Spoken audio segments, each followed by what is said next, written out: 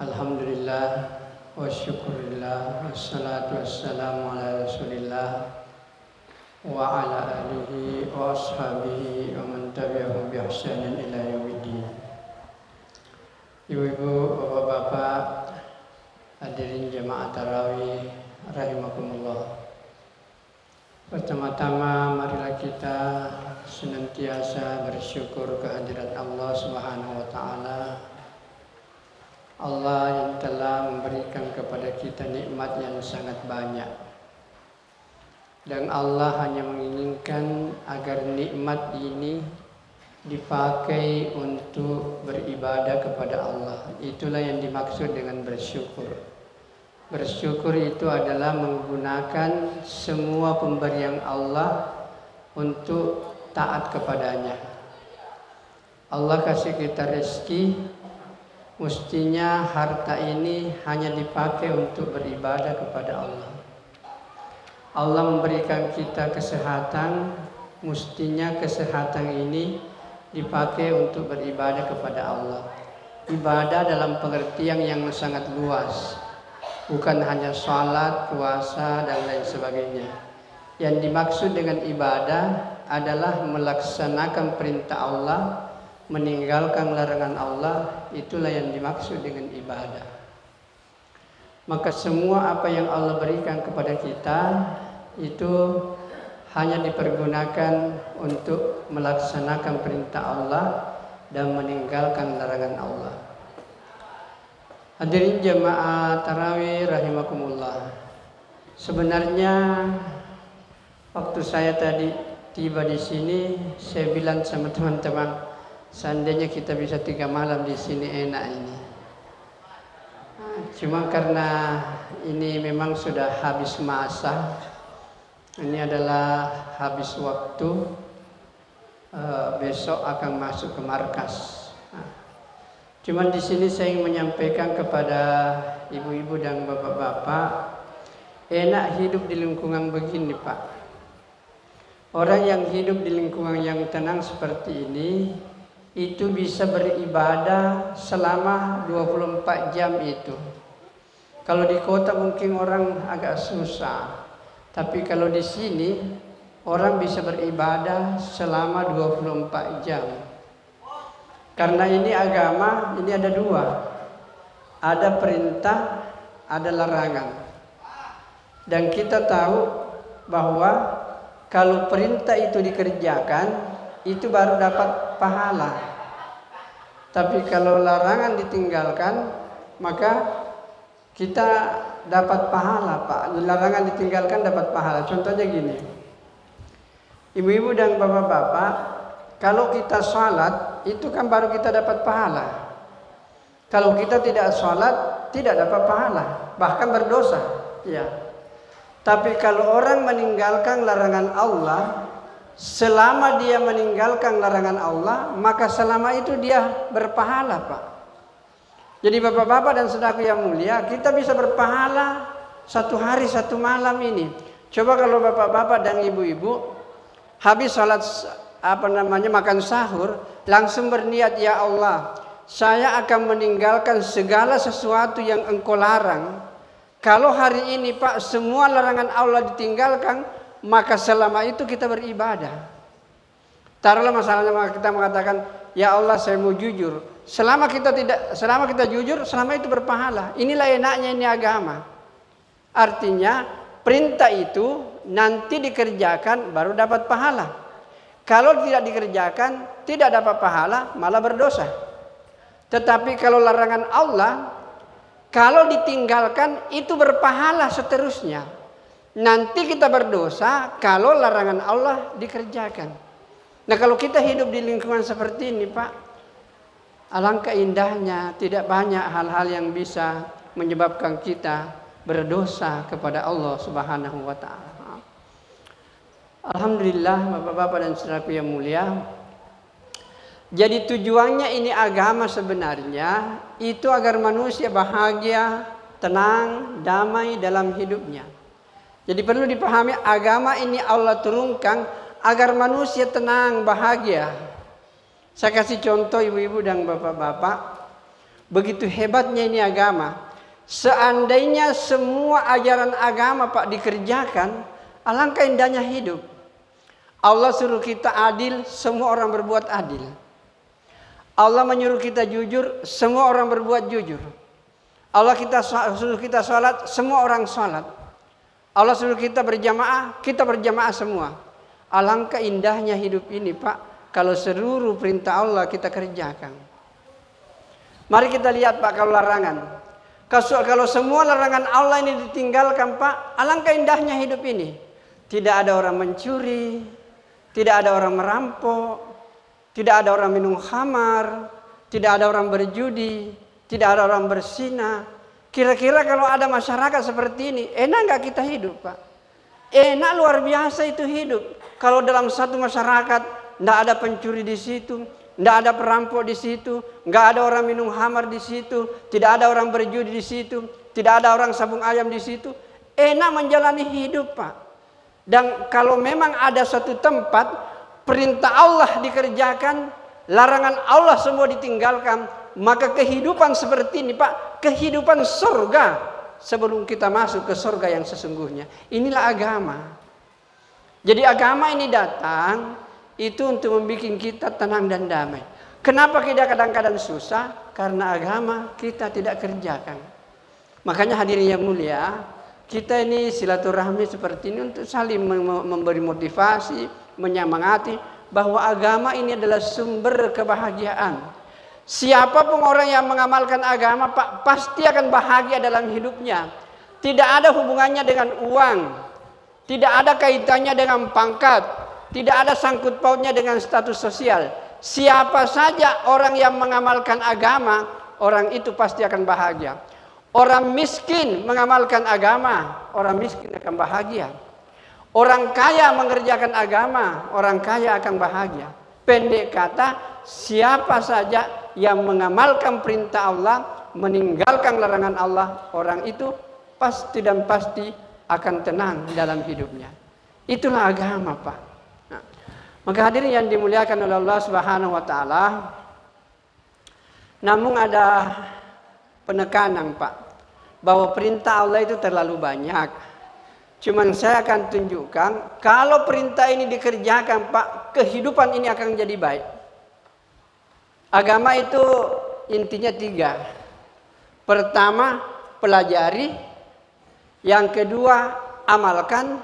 Yang ketiga, sampaikan. Itu saja Pak. Pelajari Al-Quran, amalkan isinya, sampaikan kepada orang lain. Pelajari hadis, amalkan isinya, sampaikan kepada orang lain. Kalau begini caranya kita beragama Pak, maka Islam ini akan tersebar. Dan kalau agama ini diamalkan Pak, kehidupan akan terasa nikmat, bahagia dan tenang dalam hidup ini. Hadirin yang dimuliakan oleh Allah Subhanahu wa taala, perintah dan larangan. Perintah itu banyak Pak. Tapi ada perintah yang paling luar biasa. Tidak ada yang bisa kerjakan ini perintah kecuali manusia. Inilah yang disebut dengan sholat. Sholat ini tidak ada yang bisa kerjakan Pak. Tidak pernah kita lihat binatang sholat. Pernah ibu lihat ayam sholat? Nggak bisa. Bisa kita lihat sapi sholat? Tidak mungkin. Binatang tidak mungkin sholat Pak. Tidak bisa dikerjakan. Burung-burung juga tidak mungkin dia bisa sholat. Pohon-pohon kayu juga tidak ada yang bisa sholat. Semua makhluk Allah ini tidak ada yang bisa kerjakan sholat. Hanya manusia. Begitu hebatnya posisi sholat ini. Berdiri, ruku, i'tidal, sujud. Ini adalah suatu perbuatan yang tidak ada yang bisa kerjakan kecuali manusia. Inilah ibadah yang luar biasa. Hadirin yang mulia, begitu hebatnya yang namanya sholat ini. 2 rakaat saja Pak. Nabi katakan rakaatul fajri khairum minad dunya wa ma fiha. Salat 2 rakaat di sisi Allah itu lebih berharga dibanding dengan dunia beserta seluruh isinya. 2 rakaat Pak. Yang mengucapkan kata-kata ini, salat 2 rakaat lebih baik daripada dunia, adalah manusia yang terbukti dalam sejarah tidak pernah sedikit pun keluar kata dusta dari mulutnya. Beliau adalah junjungan kita Nabiullah Muhammad sallallahu alaihi wasallam yang mengatakan salat 2 rakaat lebih baik daripada dunia. Pertanyaannya, berapa lama kita kerjakan salat 2 rakaat, Pak? Paling 2 menit, 5 menit. Pahalanya lebih hebat daripada dunia. Hadirin yang mulia, inilah kehebatan ini salat. Maka kalau kita mau melihat daerah kita ini bagus, Pak, kuncinya ada di dalam salat. Kalau salat ini dikerjakan, Pak, tidak ada lagi pencuri, Pak, tidak ada lagi perampok, tidak ada lagi perjudian. Kenapa? Karena Allah sudah jamin sesungguhnya salat mencegah perbuatan keji dan mungkar. Orang yang salat, Pak, tidak mungkin mencuri. Orang yang salat tidak mungkin, Pak, berbohong. Kenapa? Karena salat mencegah dia berbuat sesuatu yang dilarang oleh Allah Subhanahu wa taala. Inilah hebatnya di salat. Dan bahkan dikatakan satu-satunya ibadah yang menjadi perhatian bagi kita, bagi Rasulullah adalah salat. Nabi katakan sederhana begini, salat itu tiangnya, Pak, agama. Siapa yang mendirikan salat berarti orang itu mendirikan agama. Dan siapa yang meninggalkan salat, orang itu menghancurkan agama. Saya ulang, ini penting supaya kita perhatikan ini. Salat itu tiangnya agama. Siapa yang mendirikan salat, orang itu mendirikan agama. Dan siapa yang meninggalkan salat, orang itulah yang menghancurkan agama. Kalau begitu, siapa yang merusak ini Islam?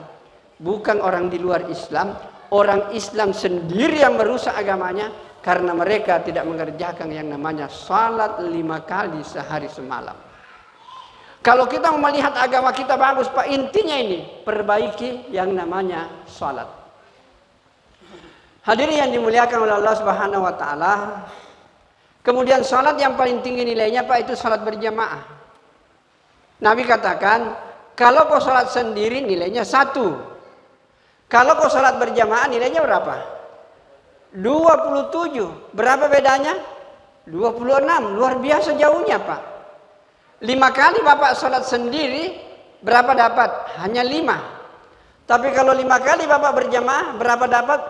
5 kali 27, 135. Luar biasa bedanya. Bedanya berapa? 130. Tapi ini enggak masuk di akal. Padahal itu dunia. Apakah itu dunia atau derajat? Yang jelas 5 dengan 135, Pak, jauh sekali beda. Supaya mudah dipahami saya kasih contoh, Pak. Seandainya Nabi bilang siapa yang sholat sendiri hanya dapat 1 juta rupiah, ya, kalau berjamaah dapat 27 juta rupiah. Kira-kira terbuka pikiran kita, Pak? Berapa bedanya? 27 juta. Menyesal ibu, bapak? Sudah mulai menyesal. 5 kali Bapak salat sendiri, berapa dapat? 5 juta. Ya. 5 kali salat berjamaah, berapa dapat? 135 juta. Berapa selisihnya? 130 juta, Pak. Penyesalan luar biasa.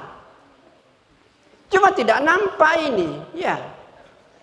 Maka hadirin yang dimuliakan oleh Allah Subhanahu wa taala, nanti di akhirat, ibu-ibu dan bapak-bapak, orang yang tidak melaksanakan sholat ini dengan berjamaah, terbuka peluang untuk rugi nanti di akhirat. Ketika semua pahala diperlihatkan. Kenapa sedikit pahalaku ini? Bapak sholat sendiri dapat 1. Ini orang berjamaah dapat 135. Inilah, Pak, logikanya. Kenapa kita mesti salat berjamaah? Maka hadirin yang mulia, sebenarnya ini agama, Pak, sederhana. Pernah suatu saat ada orang yang datang kepada Nabi. Orang itu datang kepada Nabi dari desa. Kemudian dia bilang, "Ya Rasul, dullani ala amal idza amiltuhu dahaltul jannah." Ya Rasul, tunjukkan kepadaku satu amal, kalau saya kerjakan saya masuk surga. Apa kata Nabi, Pak? Hanya Nabi katakan, kau dirikan salat uang wajib-wajib saja. Salat lohor kau kerjakan 4 rakaat, asar 4, maghrib 3, isya 4, subuh 2. Kau kerjakan itu dengan istiqamah, maka insya Allah engkau akan bahagia. Yang kedua, kau puasa Ramadan. 30 hari kau puasa, enak kau menjalani hidup. Kemudian keluarkan zakat. Itu intinya. Keluarkan zakat yang wajib-wajib saja. Kalau kau kikir-kikir tidak mau bersedekah, tidak usah. Yang penting zakat harta kau kerjakan, zakat fitrah kau keluarkan. Kalau mau tidak infak sedekah, tidak apa-apa. Hanya Nabi katakan, engkau beriman kepada Allah dan tidak mensyirikatkannya. Hadirin yang mulia, ketika dia dengar itu dari Nabi, kerjakan salat yang wajib-wajib berjamaah, puasa Ramadan, kemudian tunaikan zakat, kemudian orang itu pergi. Kemudian Nabi sebelum dia pergi dia bilang, ya Rasul, pokoknya apa yang aku dengar dari kamu ya Rasul, saya tidak akan tambah dan saya tidak akan kurangi. Itu yang akan saya lakukan sampai saya meninggal dunia. Begitu orang ini pergi, Nabi bilang, sahabat-sahabatku, kamu melihat calon penghuni surga, lihat orang ini. Jadi hadirin yang dimuliakan oleh Allah Subhanahu wa taala, alangkah indahnya hidup ini Pak, apabila agama ini betul-betul kita kerjakan. Tidak terlalu rumit Pak. Salat wajib berjamaah, puasa Ramadan, keluarkan zakat, selesai, aman, masuk surga dengan tersenyum-senyum. Hadirin yang dimuliakan oleh Allah Subhanahu wa taala, khususnya dalam bulan Ramadan ini, saya ingin mengingatkan, ada hadisnya Nabi katakan, celakalah orang yang dapatkan bulan Ramadan kemudian dosanya tidak diampuni oleh Allah. Maka hadirin yang mulia, bulan Ramadan ini datang agar semua dosa kita itu habis Pak, diampuni oleh Allah. Mari kita lihat hadisnya. Pertama, man shoma ramadana imanan wahtisaban ghufira lahu ma taqaddama min dzambi. Siapa yang berpuasa Ramadan 29 atau 30 hari, apa kata Rasul? Semua dosanya diampuni oleh Allah. Bayangkan Pak. Yang kedua, hadis yang lain. Nabi katakan, man qama ramadana imanan wahtisaban ghufira lahu ma taqaddama min dzambi. Siapa yang menghidupkan malam-malam bulan Ramadan, taraweh 30 malam atau 29 malam, sholat tahajud dia kerjakan selama bulan Ramadan, maka apa kata Nabi Pak? Semua dosanya diampuni oleh Allah Subhanahu wa taala. Bayangkan, hanya taraweh dengan puasa dosa kita habis. Dan ada yang lebih hebat lagi Pak. Itu adalah malam Lailatul Qadar. Dan itu malam Lailatul Qadar itu dipasti bisa dikatakan akan turun 10 terakhir bulan Ramadan.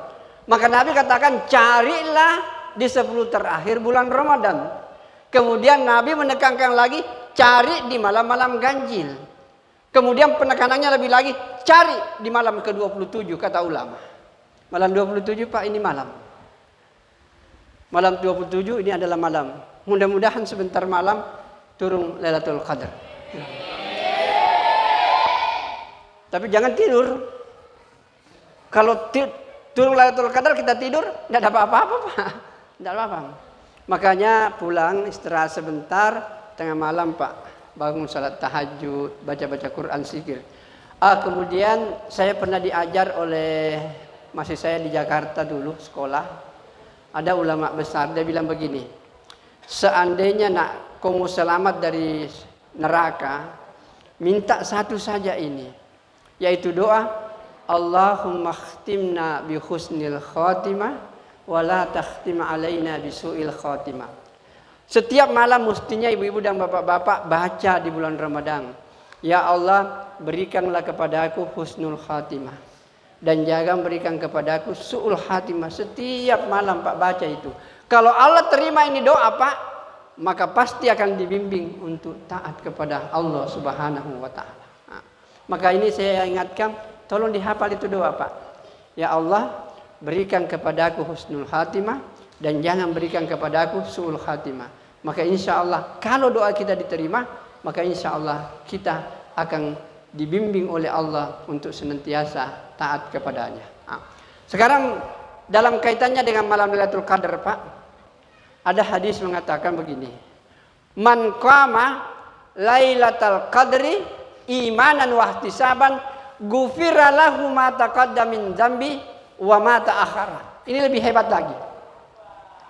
Siapa orang yang mendapatkan malam Lailatul Qadar, semua dosanya diampuni oleh Allah, yang lalu diampuni dan yang akan datang pun juga diampuni. Begitu hebatnya kalau kita dapat malam Lailatul Qadar.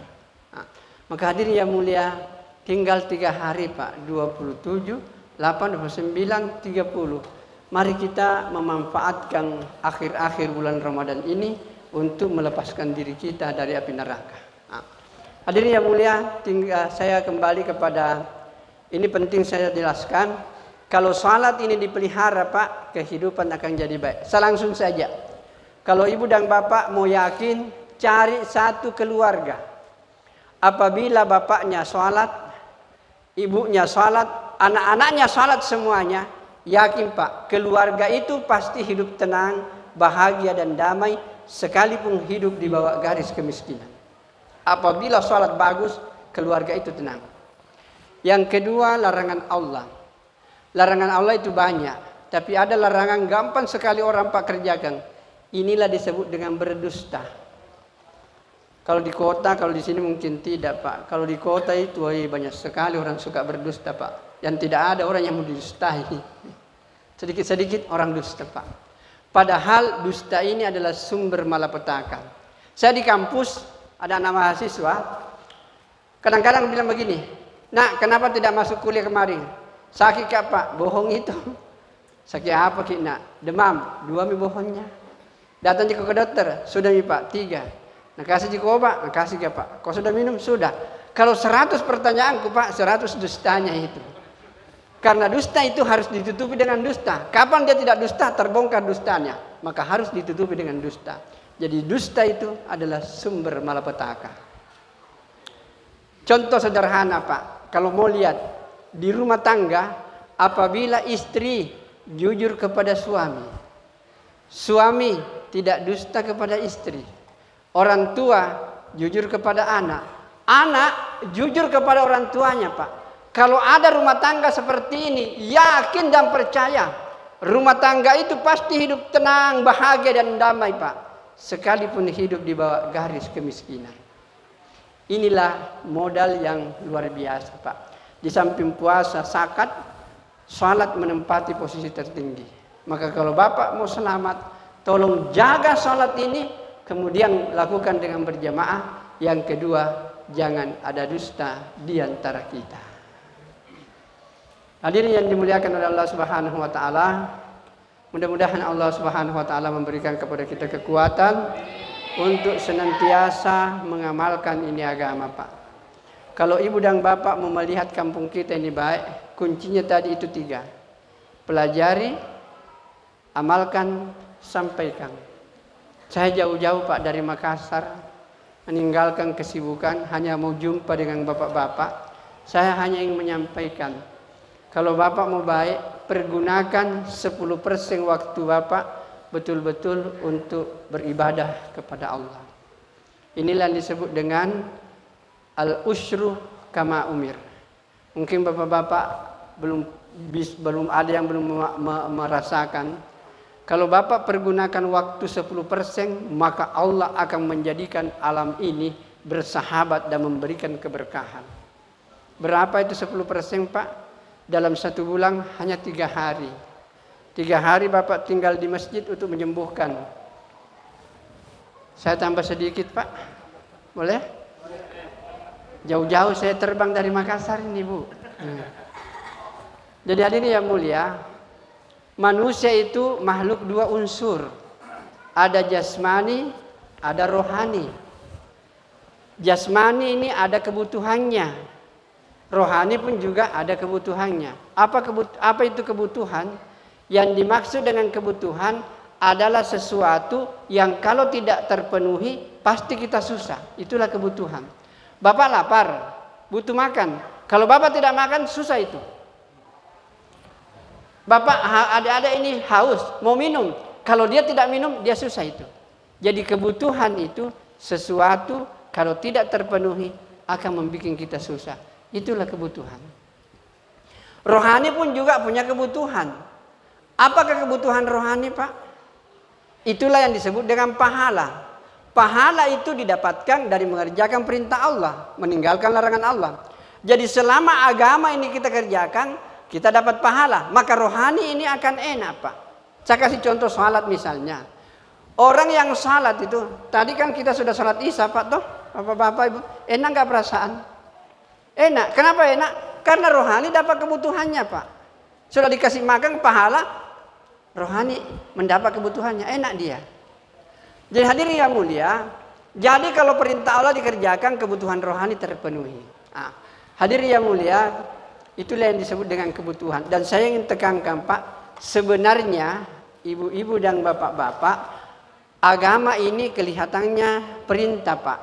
Salat perintah Allah, puasa perintah Allah. Sebenarnya kelihatannya perintah, pada hakikatnya itulah kebutuhan manusia, Pak. Jadi kalau bapak salat, puasa masih menganggap itu kewajiban, belum merasakan kenikmatan dalam berpuasa dan salat. Tapi kalau salat kita anggap sebagai kebutuhan, maka enak kita menjalani itu salat, Pak, dan puasa. Karena kita yakin itulah kebutuhan rohani kita. Nah.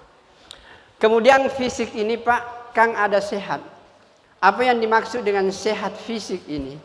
Sehat ini fisik apabila anggota tubuh berfungsi sebagaimana mestinya. Sehat itu. Mata bisa melihat, sehat itu, Pak. Kaki masih bisa berdiri, jalan, sehat itu orang. Lidah masih bisa merasakan yang pahit-pahit, yang manis-manis. Kalau ada orang dikasih yang manis, kenapa pahit sekali ini, Pak? Tanda-tanda orang sakit itu, Pak. Ditambah lagi gula, tambah pahit ini. Sudahlah, sudah. Orang itu sakit. Jadi kalau orang itu manis, dia bilang pahit, orang itu sudah sakit, Pak. Iya. Hadirin yang mulia, kalau orang sakit fisik dibawa kemana, Pak? Ya bawa ke dokter. Selama kalau parah penyakitnya, mungkin diopname 3 hari, 40 hari, macam-macam. Intinya sederhana. Kalau dia diopname, dia minum obat menurut petunjuk dokter dan dia mengikuti nasihat dokter 3 hari, Pak, dia bisa sembuh. Cuma masalahnya kalau orang sakit rohani mau dibawa kemana? Ya. Apa itu penyakit rohani, Pak? Jadi yang dimaksud dengan sakit itu rohani, kalau orang itu, Pak, tidak merasa nikmat dengan sholat, susah baca Quran, tidak bisa lagi sholat sunat. Kalau ada orang tidak bisa puasa, Pak, orang itu sakit rohaninya itu, ya. Nah, bagaimana kalau orang sakit rohani, Pak? Di mana dibawa? Dibawa ke dokter. Dokter, sakit kayak ini. Bapak sehat ini. Nah, bilang Pak Ustaz, kalau ada orang itu malas berjamaah, susah baca Quran, tidak mau pergi ke masjid, orang itu sakit. Pasti dokter bilang, kalau begitu sakit kak juga. Jadi yang mulia, jadi rohani itu sakit, Pak. Kalau rohani tidak merasa nikmat dengan ibadah perintah Allah. Tapi kalau rohani itu sehat, Pak, akan merasa nikmat dengan salat, nikmat dengan puasa, nikmat dengan baca Quran. Kapan ini tidak nikmat dirasakan, Pak? Sakit itu. Nah, bagaimana jalan keluarnya? Bawa dia ke rumahnya Allah, Pak. Opname dia 3 hari. Kalau dia opname 3 hari, Pak, perdengarkan firman Allah, perdengarkan hadis Nabi, sampaikan orang-orang yang pernah berjaya di sekitar Nabi. 3 hari, Pak, insya Allah Bapak akan melihat. 3 hari dia opname di masjid, 4 hari sudah salat berjamaah 5 kali sehari semalam. Inilah, Pak, metode yang kita kembangkan sekarang. Bagaimana menghadapi penyakit-penyakit rohani kita. Ini terapinya 10% saja. Allah minta waktu kita untuk betul-betul hanya berpikir akhirat kita. 27 hari silahkan Anda bebas mencari dunia. Tapi 3 hari jangan ganggu, betul-betul serahkan kepada Allah. Kalau ini mampu, Pak, kita kerjakan, maka ini tempat kita akan menjadi baldatun thayyibatun wa rabbun ghafur. Mudah-mudahan Allah memberkati kita semua, dan semoga semua jemaah Masjid Al-Ikhlas ini insya Allah kita akan dikumpulkan di surganya Allah Subhanahu wa taala.